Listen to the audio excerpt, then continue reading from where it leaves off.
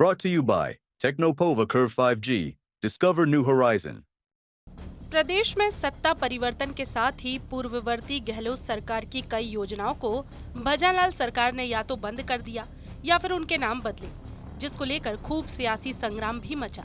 लेकिन अब राज्य सरकार वंदे गंगा जल संरक्षण अभियान शुरू करने जा रही है। खास बात ये है कि पूर्ववर्ती वसुंधरा सरकार में शुरू किए गए जल स्वावलंबन अभियान को ही नया नाम वंदे गंगा जल संरक्षण अभियान दिया गया है। सीएम भजनलाल शर्मा ने बताया कि अभियान के अंतर्गत जल संचय संरचनाओं का निर्माण, जल स्रोतों की साफ सफाई, परंपरागत जलाशयों का पुनरुद्धार, पर्यावरण व जल संरक्षण गतिविधियां आयोजित होंगी।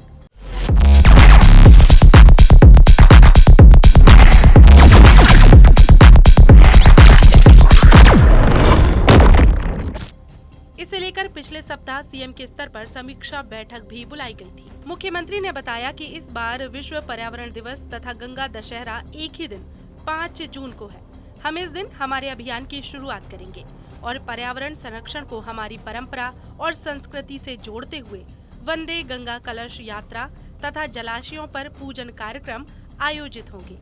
मुख्यमंत्री ने अधिकारियों को निर्देश दिए हैं कि अभियान में हर विभाग की भागीदारी सुनिश्चित हो तथा आपसी समन्वय के साथ सभी गतिविधियों को सुचारू ढंग से संपन्न किया जाए।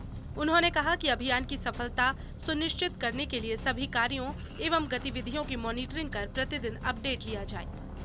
5 जून को विश्व पर्यावरण दिवस और गंगा दशमी के अवसर पर प्रदेश व्यापी वंदे गंगा जल संरक्षण जन अभियान का शुभारंभ होगा।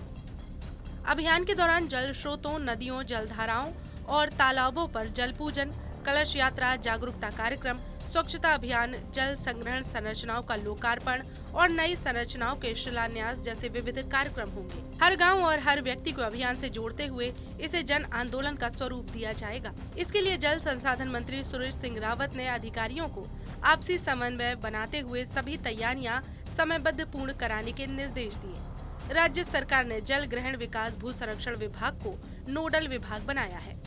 जल स्वावलंबन को लेके हमारे अजमेर संभाग के आज अधिकारियों के साथ हमने हमारे जनप्रतिनिधि रामस्वरूप जी लांबार हम सब लोग आज बैठक में हिस्सा लिया और 5 जून से लेकर 20 जून तक जो हमारी सरकार का व्यापक जो महाअभियान चलने वाला है उसको कैसे सफल बनाए, इस पे हमने चर्चा की है और हम सभी वर्गों को जोड़ के इस अभियान को सफल बनाएंगे। मानसून को लेकर देखिए, मानसून आने वाला है और कई जगहों के अंदर कई इलाकों में बाढ़ की स्थिति आ जाती है, तो इससे निपटने के भी हमने दिशा निर्देश दिए हैं। कई बांधों का जीर्णोद्धार होना है। बिल्कुल, निश्चित रूप से इस अभियान के माध्यम से जो हमारे 7% बांध है उनका हम जीर्णोद्धार करेंगे।